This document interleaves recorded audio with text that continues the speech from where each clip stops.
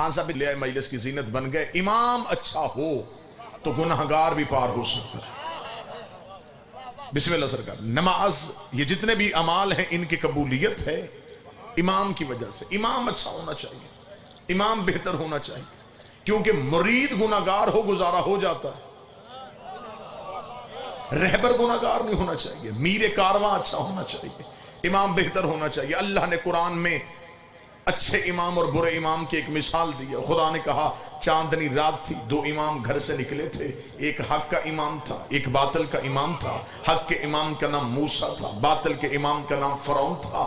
آگے آگے حضرت موسیٰ تھے, پیچھے موسیٰ کی قوم تھی, پیچھے فرعون تھا, پیچھے فرعون کا لشکر تھا. فرعون اپنے لشکر کے ساتھ حضرت موسیٰ کے تعاقب میں اپنے محل سے نکل آیا. قرآن نے پھر وہ پورے کا پورا منظر مسلمانوں کو سنا دیا. قرآن نے کہا حضرت موسیٰ اپنے مٹھی بھر بندوں کو بچا کے جا رہے تھے, یہ سامنے آگے دریائے نیل. دریائے نیل کا آنا تھا. موسیٰ کے ماننے والے پریشان ہو گئے. انہوں نے حضرت موسیٰ سے کہا موسیٰ اب کہاں جائیں گے؟ آگے جائیں گے تو دریا میں گریں گے, پیچھے جائیں گے تو فرعون سے مریں گے. موسیٰ بتا اب ہمیں کیا کرنا ہے؟ موسیٰ تو بتا اب ہمیں کیا کرنا ہے؟ قرآن کہتا قوم نے حضرت موسیٰ سے پوچھا, حضرت موسیٰ نے اللہ سے پوچھا, قوم نے اپنے امام سے پوچھا, امام نے اپنے خدا سے پوچھا. خدا نے کا طریقہ ہی یہ ہوتا ہے, قوم امام سے مانگتی ہے, امام پھر خدا سے مانگتا ہے. قوم نے امام سے پوچھا بتا کیا کرنا چاہیے؟ موسیٰ نے بھاگتے ہوئے گھوڑے پہ کہا میرے پروردگار بتا آپ کیا کرنا ہے؟ آواز پروردگار ہے. موسیٰ پریشان نہ ہو, ہم نے تجھے عصا معجزے میں دیا ہے, اس عصا کو دریا پہ ماریے. قرآن کہتا حضرت موسیٰ نے عصا کو دریا پہ مارا,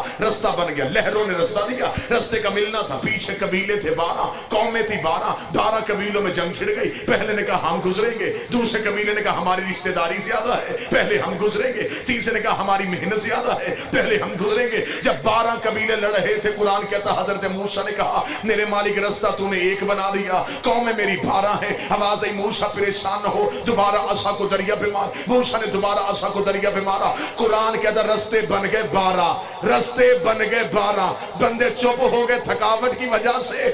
ہدایت کے رستے ہوتے ہی 12 ہیں, نجات کے رستے ہوتے ہی 12 ہیں. خدا نے قرآن میں امام کی طاقت بتا دی کہ ایک امام میں اتنی طاقت ہے کہ وہ 12 قومیں پار کروا سکتا ہے.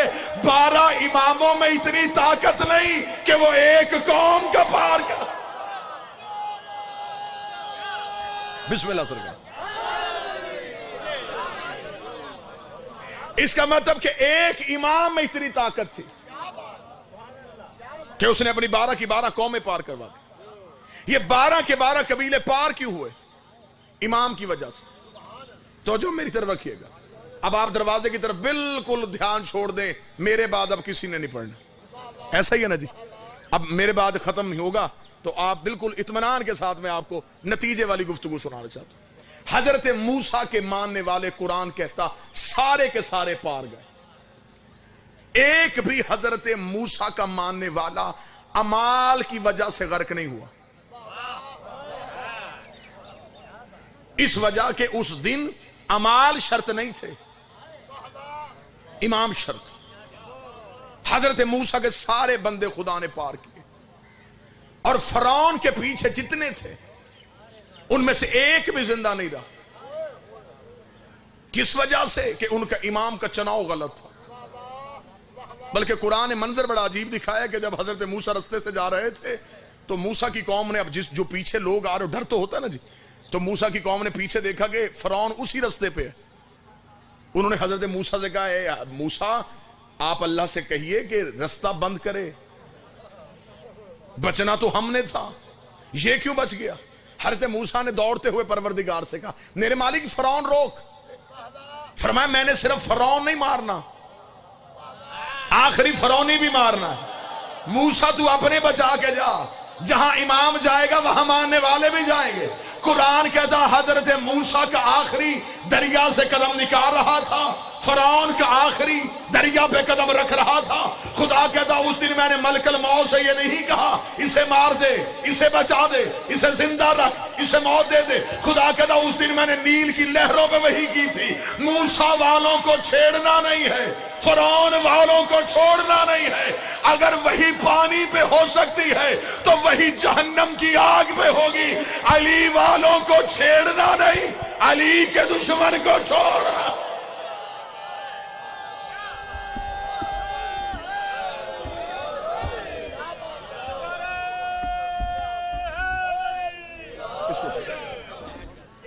حضرت موسیٰ کے ماننے والے سارے کے سارے پار کس وجہ سے پار گئے؟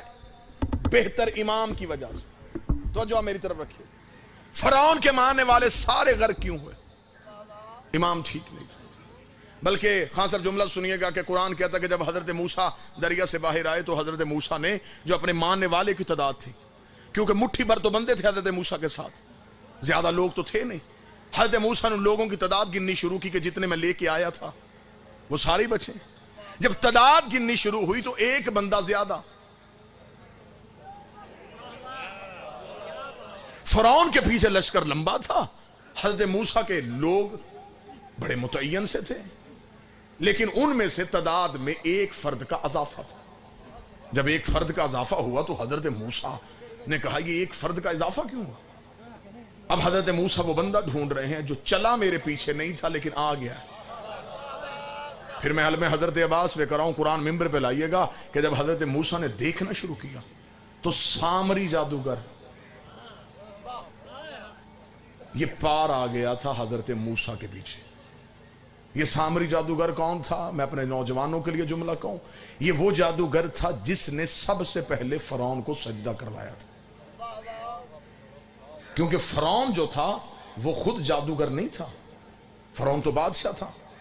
فرعون کے دربار کا جادوگر تھا یہ سامری، یہ جادو کرتا تھا، قوم کو مجبور کرتا تھا فرعون کو سجدہ کرنے پہ، یعنی کہ اس کے جادو کے ڈر کی وجہ سے لوگ فرعون کو سجدہ کرتے تھے، یعنی کہ جس کی وجہ سے فرعون کو سجدہ ہوتا تھا وہ پار آ گیا، اور جس کو سجدہ ہوتا تھا وہ غرق ہو گیا۔ اب حضرت موسیٰ نے جب دیکھا کہ سامری بھی پار آ گیا، حضرت موسیٰ نے سامری سے پوچھا سامری تو یہاں کیسے پہنچا؟ نبی بھی تھے، جانتے بھی تھے، اب اقرار کروانا تھا کہ زمانے کو پتا چلے تاکہ اللہ قرآن میں یہ لفظ لکھ دے۔ لیکن جملہ سنیے گا اور موضوع پھر کھل جائے گا، جس موضوع پہ بات ہو رہی ہے اس موضوع پہ پھر ایک دلیل آنے لگی۔ حضرت موسیٰ نے کہا فرعون کے اس سامری جادوگر سے کہ تو پار کیسے آ گیا؟ اس نے ہاتھ باندھ کے کہا اے موسیٰ میں نے آخری وقت میں امام تبدیل کر لیا تھا۔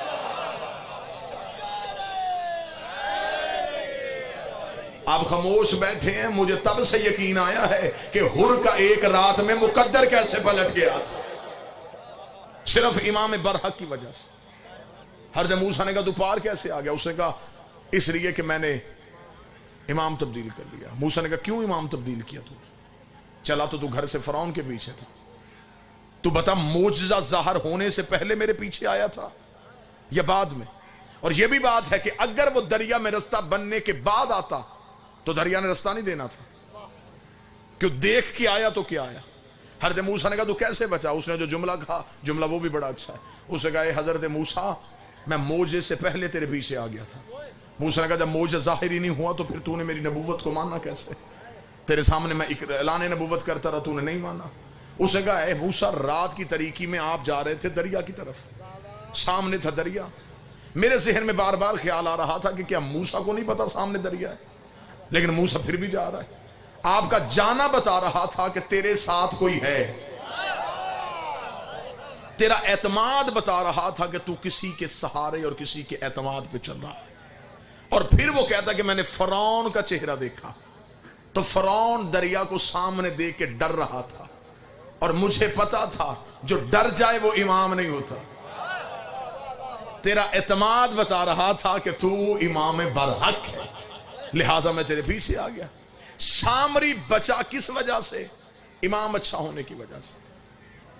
اور اگر یہ بات ذہنوں پہ گراں نہ گزرے تو یہ وہی سامری جادوگر ہے کہ جب حضرت موسیٰ 40 دن کے لیے طور پہ گئے تھے، اسی نے پیچھے سے بچڑے کو سجدہ کروایا تھا، یعنی کہ جسے بچایا تھا اسی نے پیچھے سے بچڑے کو سجدہ کروا دیا۔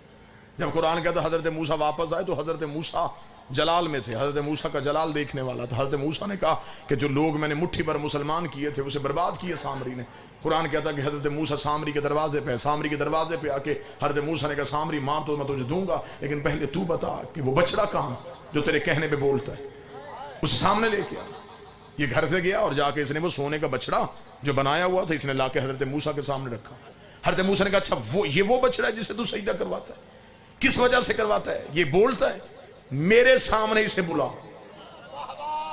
کیونکہ حضرت موسیٰ جانتے تھے کہ اگر یہ جادو سے بولتا ہے تو نبی کی آنکھوں کے سامنے جادو نہیں ہوتا. میری سمجھ میں آج تک یہ بھی نہیں آیا کہ چھوٹے نبی کے سامنے جادو نہیں ہوتا تو بڑے نبی کی ذات میں جادو کیسے ہو سکتا. فرمایا میرے آنکھوں کے سامنے اسے بولا. اتنا کہنا تھا یہ سامری نے اشارہ کیا. قرآن کہتا ہے کہ اس نے اشارہ کیا اور بچڑا بول پڑا. بچڑے کا بولنا تھا. حضرت موسیٰ پریشان ہوئے. انگشت بدندہ ہو کے حضرت موسیٰ نے پوچھا سامری بتا یہ تیرے کہنے پہ بولا کیسے. فما خطبکم یا سامری, سامری بتا یہ کیسے بولا. اتنا کہنا تھا. اس سامری نے جواب دیا. اس نے کہا حضرت موسیٰ اگر آپ پوچھنا چاہتے ہو تو پھر میں بتاؤں. جب رات کی تاریکی میں تو دریا میں رستہ بنا کے جا رہا تھا, اس نے کہا کیونکہ میں پیشے کے اعتبار سے جادوگر تھا, میرے ذہن میں خیال آیا یہ دریا نے موسیٰ کو رستہ کیسے دے دیا. اس نے کہا میں نے تیرے آگے ہو کے دیکھا تو تیرے آگے بھی گھوڑے پہ ایک جوان جا رہا تھا جو تجھے رستہ دکھا رہا تھا, جو تجھے رستہ دکھا رہا تھا. سامنے کہتا میں اس گھوڑے کے قریب گیا. اس گھوڑے پہ سوار شخصیت کو میں دیکھ نہ سکا, لیکن اتنا پتا وہ گھوڑا جہاں سے اپنے سم اٹھاتا تھا بنجر زمین سے نور نکل رہا تھا. اس نے کہا میں نے رات کی تاریکی کا فائدہ اٹھا کے اس کے گھوڑے کے سم کے نیچے سے تھوڑی سی مٹی ہٹائی, اپنی جیب میں چھپائی. یہ وہی مٹی ہے جو میں نے جوہر حیات سمجھ کے اس بچڑے میں ڈالی. بچڑے نے بولنا شروع کر دیا. اب میں نے طالب علم بن کے شیعہ سنی علماء سے پوچھا ہمیں بتاؤ وہ حضرت موسیٰ کے آگے گھوڑے پہ سوار کون تھا. اہل تشیع نے کہا یہ وہی تھا جو نبیوں کا حاجت روا ہے, جو نبیوں کا مشکل کشا ہے. میرے اہل سنت بھائیوں نے کہا نہیں یہ حضرت علی نہیں تھے, یہ جناب جبریل تھے جو حکم پروردگار کے ساتھ حضرت موسیٰ کو رستہ دکھا رہے تھے. چل میں سنی بھائیوں کی مان لیتا ہوں یہ حضرت جبریل تھے. جبریل ہے کون؟ علی کے شاگرد, حسنین کے درزی, بطول کے نوکر, جس کے نوکر کے گھوڑے کے سم میں اتنی طاقت ہے اس کے بیٹے کے علم میں کتنی طاقت.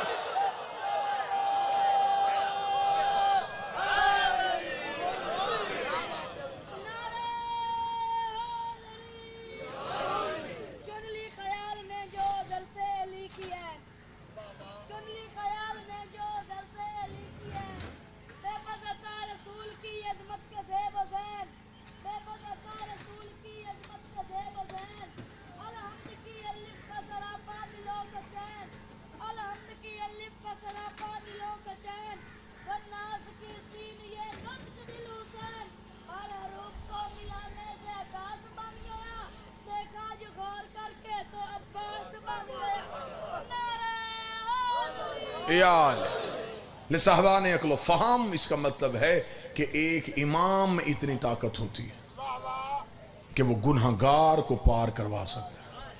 کوفے کے منبر میں امیر المومنین بیٹھے تھے اور ایک صحابی نے آگے سوال کیا تھا.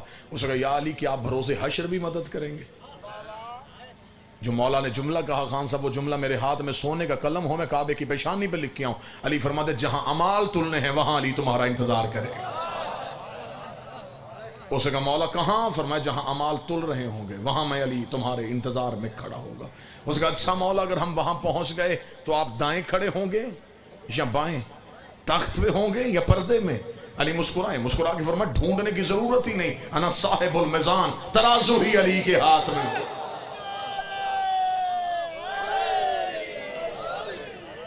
تول ہی علی رہا ہوگا. لہذا شیعہ اہل سنت میرے برادران, امام اسے بنائیے جو قبر میں اور حشر میں آپ کے اعمال کا وارث بنے. اس لیے خدا نے نماز, روزہ, حج, زکوٰۃ یہ سارے اعمال ہیں دین کے, یہ واجبات مذہب میں سے. کوئی بھی مسلمان ایسا نہیں جو ان اعمال کے وجوب کا انکار کرے, لیکن ان سارے اعمال کا سوال ہونا ہے قیامت والے دن. اور قیامت سے پہلے بھی ایک کمرہ امتحان ہے جسے قبر کہتے ہیں. قبر میں اعمال نہیں پوچھے جانے, قبر میں پوچھا جانا ہے عقیدہ. من ربوں کا, من نبیوں کا, من دینوں کا, من قبلتوں کا, من اماموں کا. تیرا امام کون ہے؟ اگر قرآن چاہیے تو قرآن سر پہ لائیے گا, میں رکھ کے اعلان کرنے کے لیے تیار ہوں. قیامت کو اعمال اسی کے دیکھے جانے ہیں جس کا قبر میں امام والا جواب ٹھیک ہوگا. کیونکہ جتنے بھی اعمال کیے گئے ہیں وہ اعمال کیے تو امام کی وجہ سے گئے نا. تو اگر امام ہی ٹھیک نہیں، خدا قرآن میں کہتا قیامت والے دن ایسے اماموں کو بھی بلایا جائے گا جو اپنے ماننے والوں کو دوزخ کی طرف لے کے چلے جائیں۔ اس کا مطلب ہے کہ امام بہتر بنانا چاہیے۔ اگر اعمال کی قبولیت چاہتے ہو، ہمارے پاس یہ 12 ہیں تو 12 کے 12 طیب ہیں، 12 کے 12 طاہر ہیں، 12 کے 12 سید ہیں، 12 کے 12 کے پاس اختیار پروردگار ہے، اور ان میں سے کسی ایک نے بھی اپنا آپ نہیں منوایا، انہوں نے اللہ ہی کو منوایا۔